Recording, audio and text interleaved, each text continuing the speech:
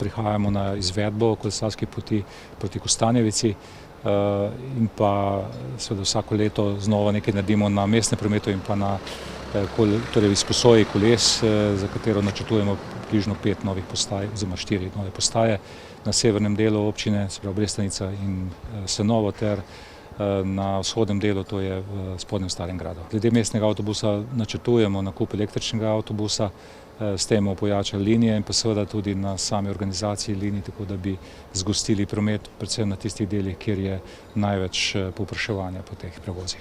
Rdeča nit vseh dogodkov v Evropskem tednu mobilnosti je pospeševanje trajnostne mobilnosti. To pomeni ozaveščati ljudi, da se čim bolj za gibanje po mestu uporabljajo hojo in pa kolo ter javni mestni prevoz.